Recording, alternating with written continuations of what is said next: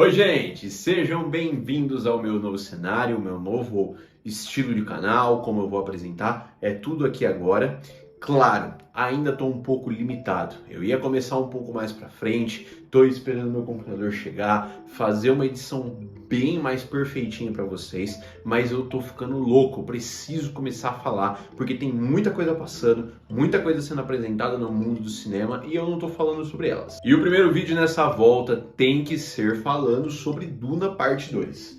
O filme lançou recentemente, é já considerado um clássico moderno do cinema e eu queria fazer vídeos mais rápidos explicando coisas sobre o filme, trazendo análises, críticas sobre alguns filmes, e aí eu queria falar um pouquinho sobre Duna e falar que o filme é incrivelmente bonito, é incrivelmente bem feito, tem uma direção absurda do Denis Villeneuve, tem atuações muito boas, é quase que chovendo molhado. Todo mundo na internet está falando sobre isso, todos os críticos fizeram vídeos falando sobre o potencial que esse filme tem, a beleza que esse filme tem, sobre tudo que ele traz de bom para o cinema. Eu posso até considerar esse novo filme do Villeneuve como um épico, porque faz muito tempo que a gente não vê realmente um épico nos cinemas. Quando eu estou falando de épico, claro, a gente sempre vem à memória Senhor dos Anéis. E é exatamente aquilo que é difícil de ser recriado, é exatamente aquilo que é difícil de ser remontado nos cinemas,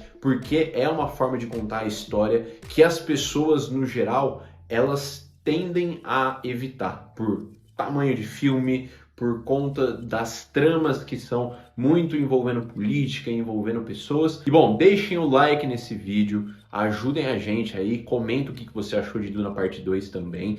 Lembrando, esse vídeo vai ser mais rápido, vai ser com menos edição, porque eu tô tendo que editar esses vídeos pelo celular, tudo faço sozinho, então assim, é bem difícil. Quando eu chegar ao computador, vai ficar mais sossegado para mim editar, para mim trazer vídeos um pouco mais longos, mais analíticos, porque aí eu fico a madrugada inteira editando tranquilamente. Por enquanto, se eu ficar editando muito nesse celular, acaba a bateria em 2 minutos. Mas então, bora pro vídeo.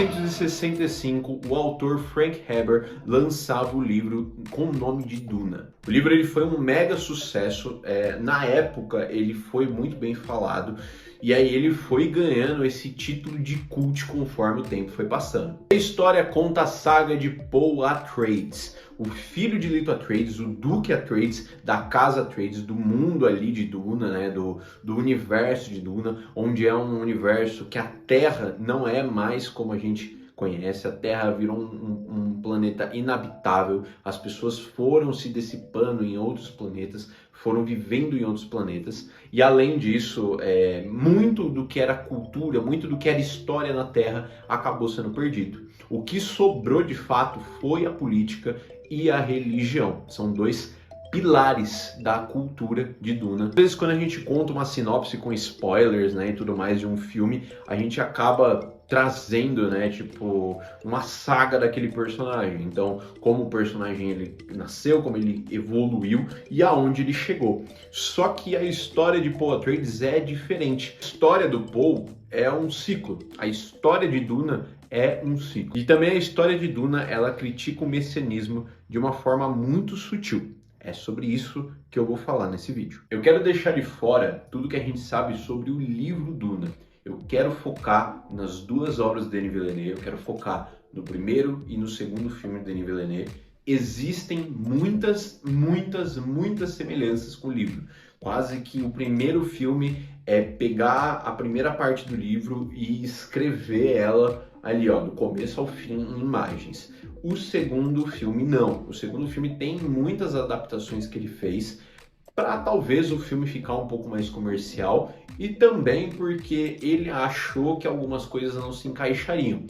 Até porque, gente, se você nunca leu Duna, Duna é muito maluco, é muito fritação, tá? E aí, quando o Denis Villeneuve ele transformou isso num filme, ele percebeu rapidamente que tinham coisas que se ele colocasse no filme, não iriam funcionar para o grande público. Quem domina a especiaria domina o universo. Essa é a frase mais icônica dos livros de Duna. Então fica muito pré-definido pra gente que aquela especiaria que é retirada, ela é essencial para o Império, ela é essencial para aquele modo de governo e que aquilo denota poder para quem domina aquilo. E aí a gente consegue ver que a família Atreides é quem está carregando aquele fardo agora, são eles que são os donos daquilo e acabam recebendo um cavalo de Troia, acabam recebendo um golpe baixo ali do próprio imperador, onde eles são completamente devastados pelos Harkonnen, com a ajuda do Imperador. Então a gente chega no segundo filme. Lembra que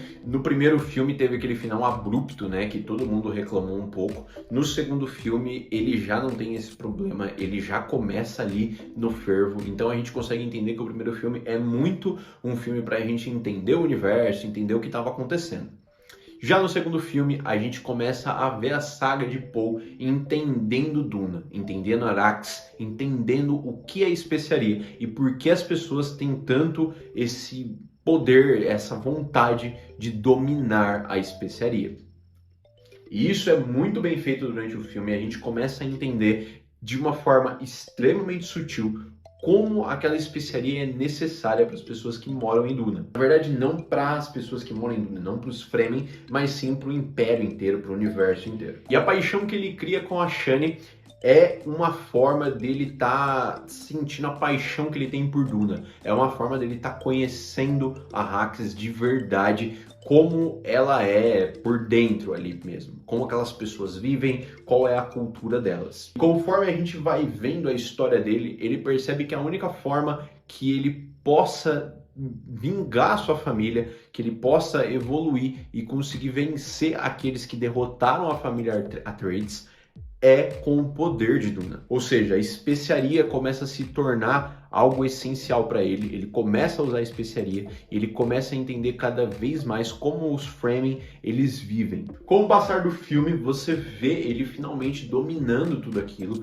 ele se tornando aquele messias que os Fremen tanto falavam, que a cultura de Duna tanto falava, e ele partindo para cima do Império. Então a gente vê Paul se tornando de fato o que as Bene Gesserit falavam que seria o futuro de Arrakis, futuro da humanidade em si. Então a gente consegue entender a paixão que Paul consegue criar ao ver todo aquele deslumbre que é Arrakis, todo aquele deslumbre que são as dunas e como ele se sente tão parte daquilo conforme o tempo passa. Porém, conforme a história vai passando e ele busca vingança, ele busca livrar Duna do que ela se torna, ele busca inclusive o que ele tanto fugiu. A gente pode usar de paralelo a especiaria como um petróleo que a gente tem hoje em dia, como a gente tanto quem domina o petróleo, quem domina o maior nível dele tem mais poder, e também tem as bombas que são implementadas no roteiro um pouco mais à frente. Então,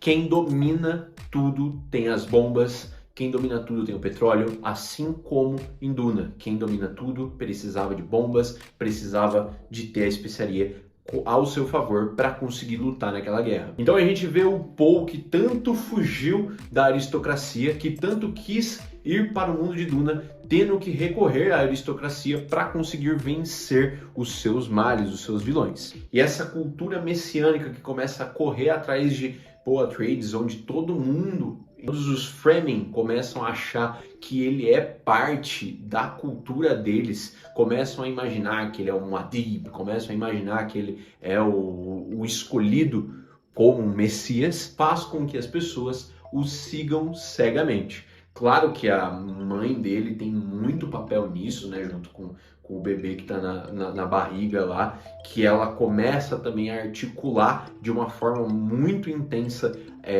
as pessoas em volta e fazer com que as pessoas acreditem cada vez mais nisso. Mas no final, a cultura messiânica faz com que as pessoas o sigam em qualquer coisa que ele faça. O que é engraçado é que no meio do filme ele usa a palavra "eu vou mandar vocês para o paraíso", "eu vou fazer vocês estarem no paraíso", e as pessoas se vislumbram com isso. E no final ele manda os Fremen levarem as as outras casas, ao paraíso. E aí a gente entende que isso é realmente matar as pessoas. Então a gente consegue trazer esse paralelo com a vida real, onde pessoas dentro de culturas, dentro de religiões, acabam utilizando essa justificativa para justificar mortes, justificar situações absurdas que elas fazem em bel prazer. E a gente tem muito desses paralelos cíclicos, né? Então a gente tem um personagem que tenta fugir dessa dominação dos nativos, dessa coordenação dos nativos, e aí no final ele tá usando os nativos ao bel prazer dele. Ele tá coordenando eles, ele está mandando novamente, só que de uma forma diferente. Deixa de ser por poder e começa a se tornar por fé.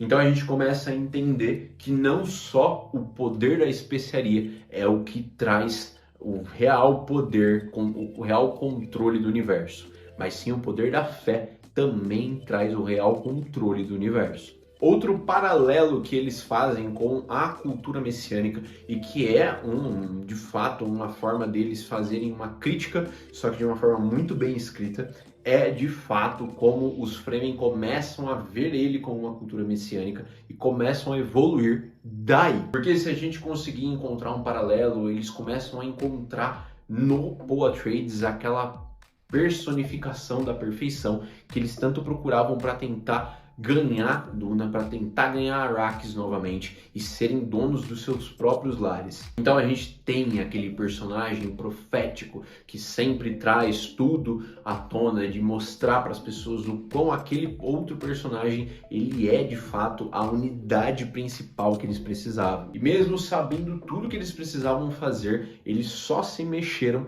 quando realmente teve alguém para liderá-los à frente, para empurrar eles para frente. E é uma crítica muito interessante à nossa cultura, onde muitas pessoas esperam ter essa figura messiânica, ela chegar para ela realmente dar o passo para frente dela. Uma consideração final que Villeneuve faz no filme dele, com certeza, é o quanto a gente está brigando, o quanto as guerras acontecem de uma forma velada por algum motivo tão político e tão de poder, né?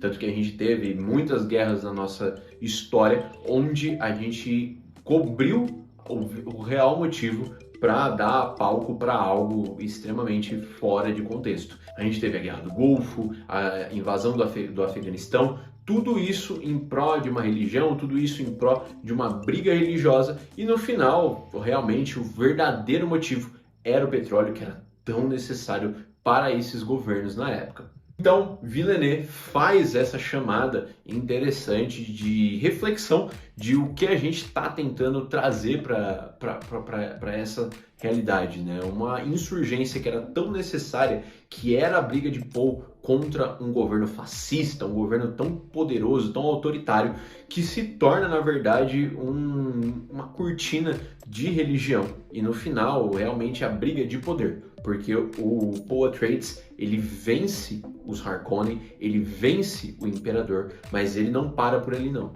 Ele quer alçar mais do que isso. Ele quer vencer todas as famílias, ele quer se tornar o poder absoluto. E isso independente de quantas pessoas morrerem, independente de o que tenha que acontecer para ele chegar lá.